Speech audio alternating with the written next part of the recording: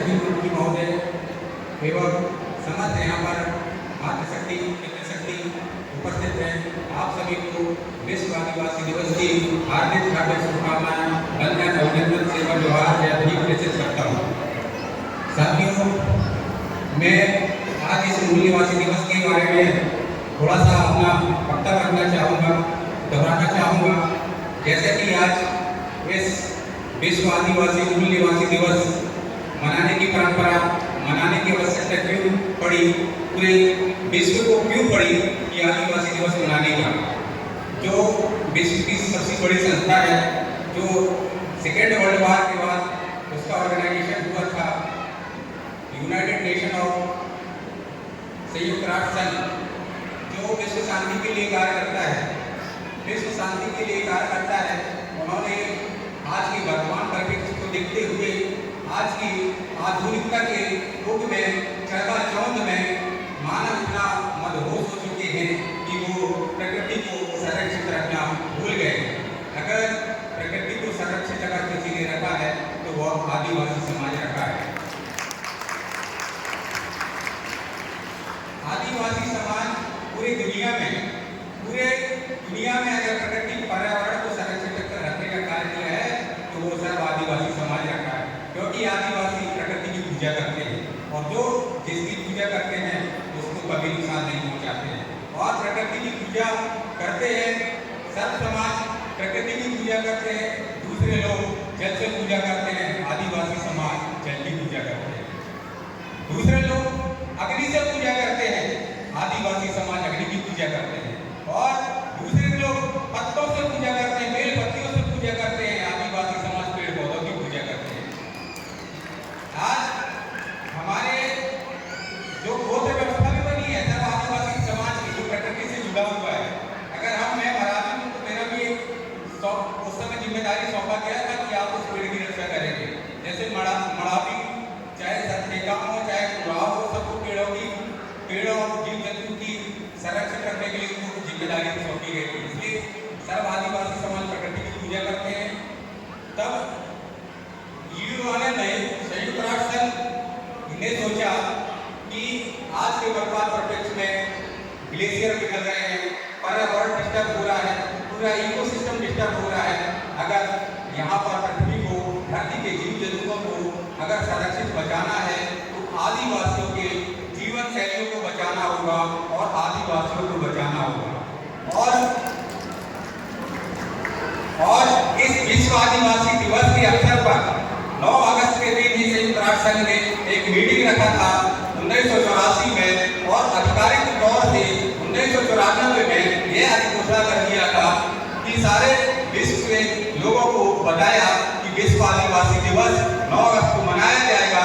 और इस विश्व आदिवासी दिवस से पूरे दुनिया के लोगों को यह मैसेज देना होगा कि आदिवासी की धर्म, संस्कृति, सभ्यता, परंपरा, रीति रिवाज को बचाना होगा और उनके जीवन शैली को अपनाना होगा, तभी हमारा पर्यावरण संरक्षित होगा। क्योंकि आदिवासियों की स्वभाव में क्या होता है, जंगलों में निवास करते हैं, लेकिन कभी प्रकृति का हनन नहीं करते। अगर उन्हें एक पेड़ की आवश्यकता पड़ती है, अगर घर का बांस की जरूरत पड़ रही है, एक बांस, तो वो जंगल जाएगा, केवल एक ही बांस काट करके लाता है। अगर यही हम कारपोरेट घरानों को सौंप दें तो अपने निजी स्वार्थ के लिए आधुनिकता की होड़ में पूरे जंगल को सफाया कर देते हैं। तो यूएन ने सोचा कि दुनिया को विश्व आदिवासी दिवस 9 अगस्त को हर कंट्री में मनाना होगा और उसके माध्यम से ये दुनिया के लोगों को बताना है कि पर्यावरण को संरक्षित रखना है, तो आदिवासियों के स्वभाव में उतरना है। साथियों, हमारा विश्व आदिवासी समाज और हम अपने इतिहास को भी भूलते जा रहे हैं, हमारी परंपरा, रीति रिवाज, पूर्वों ज्ञान को भी भूलते जा रहे हैं। हमारे पूर्वों ज्ञान इतनी बड़ी शक्ति था, इतने पढ़े लिखे लोग थे। हम कहते थे कि आदिवासियों के इतिहास नहीं है, कहते हैं कि आदिवासियों के इतिहास नहीं लिखे। क्यों नहीं? आवश्यकता नहीं पड़ी, क्योंकि आदिवासी नेचुरल चीज खाते थे, उनका इतिहास दिमाग में होता था, हर एक चीज रटा होता था। इसलिए किताब इतिहासों में लिखने की आवश्यकता नहीं पड़ी। क्योंकि आज भी हम देखेंगे हमारे माता बहना, आजी दादी, काकी जो बुजुर्ग हैं, वो इतने स्वर में गीत संगीत प्रस्तुत करते हैं, इतने याद रहते हैं उनको। लेकिन आज के हम पढ़े लिखे महिला जो भी है, अगर उनको कविता सुनाने के लिए बोल दो तो पूरा कविता भी पढ़ नहीं पाएंगे। तो ये शक्ति थी हमारे बुजुर्ग लोगों में, इसलिए उन्होंने इतिहास नहीं लिखा, उन्होंने इतिहास को यहाँ पे रखा और इस पीढ़ी से उस पीढ़ी तक स्थानांतरित करने के लिए ऐसे माध्यम के माध्यम से उनको स्थानांतरित करते गए। ये आज हम जबलपुर की बात करते हैं, कोई जानता है जबलपुर किसका था? जबलपुर आदिवासियों का। यहाँ गोंड राजा संग्राम साहब नरावी ने जबलपुर को बसाया था। गढ़ापति बोलते थे, उन्होंने 52 गढ़ों की स्थापना करी थी। और राजा संग्राम साहब हमारे कर्नाटक में विभिन्न राज्यों से लोग हैं, लेकिन जबलपुर के बारे में नहीं जानते कि यहाँ पर आदिवासियों का शासन हुआ करता था। राजा शंकर शाह रघुनाथ शाह, इसके बाद में रानी दुर्गावती, उनके बाद में राजा शंकर शाह और रघुनाथ शाह, उन्होंने सुव्यवस्थित ढंग से यहाँ शासन चलाया। यहाँ की प्रजा सुखी थी। जब जबलपुर में उस समय ये सब बोरवेल नहीं हुआ करते थे, पानी की व्यवस्था नहीं हुआ करते थे, तब हमारे गोंड राजा ने जबलपुर के तालाबों का निर्माण कराया था, जिन्हें आज कहते हैं सूपा था, आधार था, हनुमान का, आपके रानी था। एक आदिवासी शासन ने स्थापित किया। बाद में धीरे धीरे आए अंग्रेज भी आए, अंग्रेजों ने अपने हिसाब से नाम रख दिए जबलपुर में पैंटी नाका, सदर, बड़ा फुवारा, नेपियर था। ये जबलपुर नगरी, इसलिए हम सब आदिवासी समाज को एकत्रित होना है और अपने हक और अपने इतिहास को भी बचाना है, क्योंकि हमारे राजा महाराज इतने वीर पुरुष थे जिन्होंने आजादी के इतिहास में पहला था वो कभी नहीं हुआ होगा जिनके बाप पिता और पुत्र को तोप की मोहड़ा में बांध कर बुलाया गया। आप रेलवे स्टेशन के पास देख रहे होंगे राजा शंकर साहब और रघुनाथ साहब, वहां पे तोप की मोहड़ा में आजादी की लड़ाई को उड़ाया गया अंग्रेजों के द्वारा। लेकिन भारत के इतिहास में ऐसे महानायकों को सम्मान नहीं दिया गया था। ऐसे सम्मान दिलाने के लिए हम अधिकारी कर्मचारियों को ऐसे एकत्रित होकर के हम भारत के इतिहास में ऐसे हमारे महानायक वहाँ टंडन जी, वहाँ पे बिरसा मुंडा, सारे महानायकों का नाम ऐसे इतिहास में दिया तो है, लेकिन शॉर्ट में दिया है। क्यों? असली आजादी की लड़ाई जिन्होंने लड़ा है उनका नाम नहीं, सम्मान नहीं है। और जो मुर्गी चोरी, टुकड़ी चोरी, साइकिल चोरी अंग्रेजों का चुरा लेते थे, उनके नाम पे जेल चले गए और बन गए क्रांति करेंगे। साथियों, मैं अपना बाड़ी को ज्यादा ना खींचते हुए, क्योंकि अभी और भी वक्त है और भी लंबा कार्यक्रम होगा, इसलिए और संक्षेप में एक चीज कहूंगा, ना मुंह झुकाकर जियो, ना सर झुकाकर जियो, ना मुंह छिपाकर जियो, गमों का दौर भी आए तो नजर से नजर मिलाकर जियो।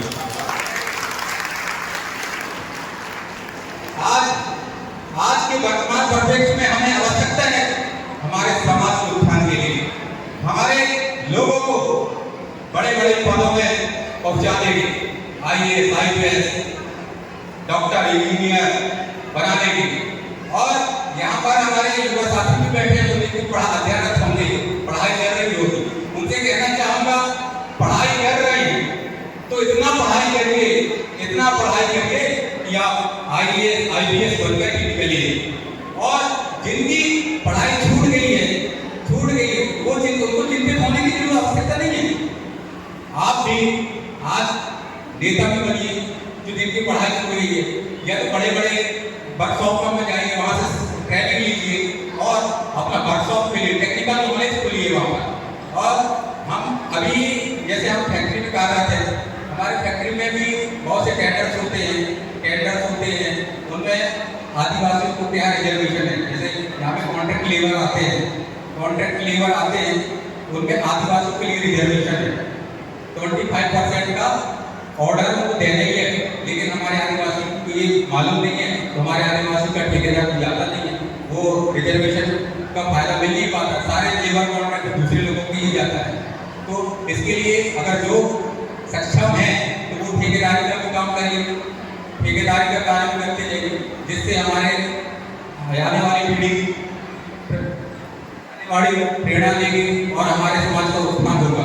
साथियों, मैं अपनी वाणी को ज्यादा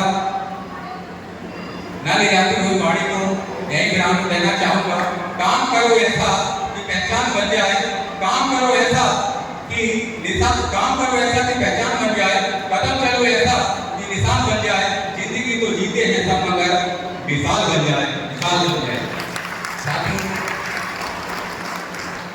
को पुनः जय आदिवासी, जय भीम, जय बिरसा, जय टांड्या, जय आदिवासी, जय